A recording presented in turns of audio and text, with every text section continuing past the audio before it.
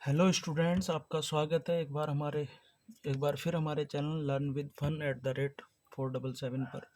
Actually आज हम chemistry का एक चैप्टर ख़त्म ही करने जा रहे हैं, जिसका नाम हमारा चल रहा है, बहुत दिनों से ये चल रहा है, मेटल्स एंड नॉन मेटल्स।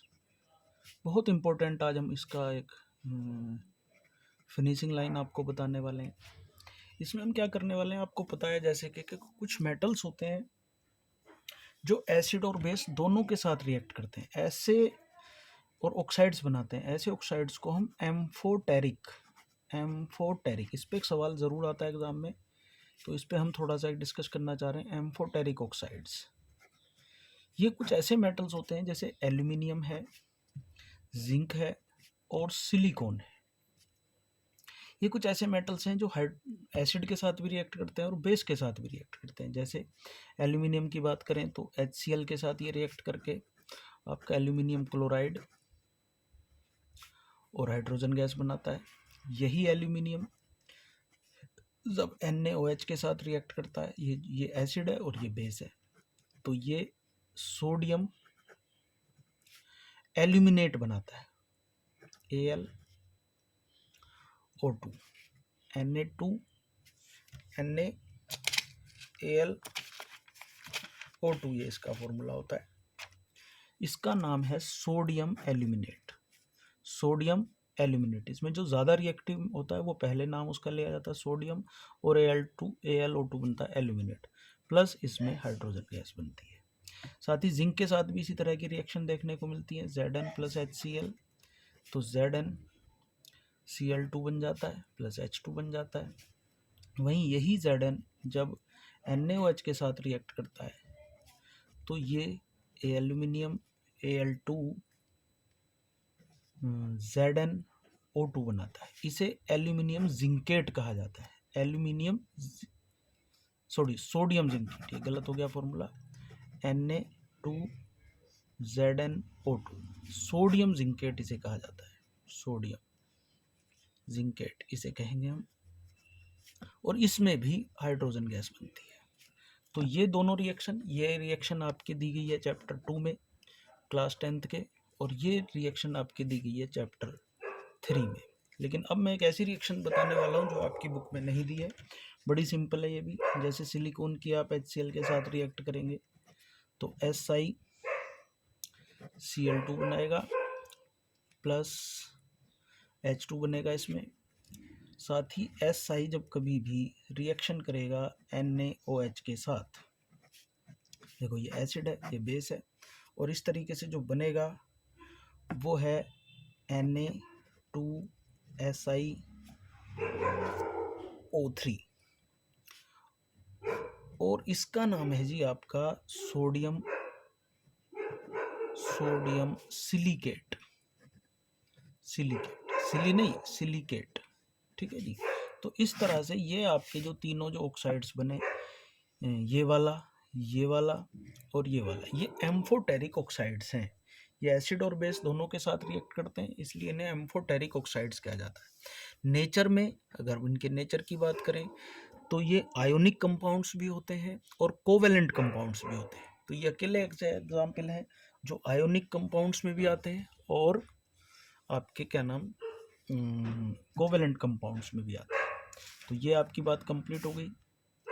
मुझे उम्मीद है आपको समझ आ गया होगा। इसके बाद इसमें कुछ खास है नहीं चैप्टर में। अब फिर एक हल्का सा मैं रिवीजन मार देता हूँ चैप्टर को ख़त्म करने के लिए, कि भाई हमने पढ़ा था कि मेटल्स जो होते हैं सॉलिड होते हैं, सोनोरस होते हैं, रूम टेम्परेचर पे सॉलिड होते हैं, सोनोरस होते हैं, good conductor of heat and electricity होते हैं। ये सब आप याद रख सकते हैं। जबकि नॉन मेटल्स में ये सारी प्रॉपर्टियाँ नहीं पाई जाती। जो मेटल्स होते हैं वो ऑक्सीजन के साथ रिएक्ट करके मेटल के ऑक्साइड बनाते हैं। मैं लिख देता हूँ यहाँ पर, मेटल जब कभी भी ऑक्सीजन से रिएक्शन करेगा, कोई भी मेटल, तो मेटल का ऑक्साइड बनाएगा, ठीक है जी। और ये मेटल का ऑक्साइड जब वाटर से रिएक्शन करेगा तो मेटल का हाइड्रोक्साइड बनाएगा, हाइड्रोक्साइड। और ये मेटल का हाइड्रोक्साइड नेचर में बेसिक होगा, मतलब ये रेड लिटमस को ब्लू कर देगा, ये इसकी पहचान है। उसी प्रकार नॉन मेटल की अगर बात करें, नॉन मेटल जो होते हैं, नॉन मेटल के जो ऑक्सीजन के साथ रिएक्शन होती है वो नॉन मेटेलिक ऑक्साइड्स बनाते हैं। ये ऑक्साइड जब ऑक्सीजन से वाटर से रिएक्शन करता है तो ये आपका नॉन मेटेलिक हाइड्रोक्साइड बनाता है। हाइड्रोक्साइड इसे कह सकते हैं, या ये सीधा एसिड बना देता है, एसिड इसे आप कह सकते हैं। इसकी पहचान क्या है कि जी ये जो है ब्लू लिटमस को रेड कर देता है, ये इसकी पहचान है। साथ ही हमने रिएक्टिविटी सीरीज देखी कि जी सबसे ऊपर सोडियम होता है, फिर पोटेशियम है, फिर कैल्शियम है, मैग्नीशियम है, मैग्नीज भी इसी के साथ आ जाता है, एल्यूमिनियम है, जिंक हो जाता है, फिर आयरन इसके बाद आता है, और पीबी आ जाता है, हाइड्रोजन आ जाता है, कॉपर आ जाता है। कालू सिंह का महंगा आलू ज़रा फीका पकता है क्यों, ये इसकी ट्रिक होती है याद करने की। इसमें ये ऊपर वाले जो दो हैं ये ठंडे पानी से रिएक्ट करते हैं लेकिन आग लग जाती है। ये कैल्शियम भी ठंडे पानी से रिएक्ट करता है, आग नहीं लगती, हीट प्रोड्यूस होती है। ये लोग गर्म पानी से रिएक्ट करते हैं, हॉट वाटर से। और इसके बाद वाले जो ये हैं ये स्टीम से रिएक्ट करते हैं, स्टीम से। तो इस तरह से रिएक्टिविटी सीरीज हमारी तैयार हो जाती है। आगे और बात बढ़ाएंगे तो आप देख सकते हैं भाई हमने एम्फोटेरिक ऑक्साइड्स की बात करी, एल्यूमिनियम है, जिंक है, सिलिकॉन है, ये तीनों एम्फोटेरिक कहलाते हैं क्योंकि ये एसिड और बेस दोनों के साथ रिएक्ट करते हैं। ठीक है जी, तो ये आपका रिवीजन हो गया। इसके बाद एक और जो एग्जाम में इंपॉर्टेंट बात पूछी जाती है वो है कैल्किनेशन। कैल्किनेशन और क्या नाम इसका एक दूसरा वो भी होता है, कैल्किनेशन और रोस्टिंग। रोस्टिंग में क्या डिफरेंस है, तो ये एक डिफरेंस आपको पता होना चाहिए एग्जाम देने अगर आप जा रहे हैं तो। कैल्किनेशन और इसका डिफरेंस पे विशेष ध्यान दें।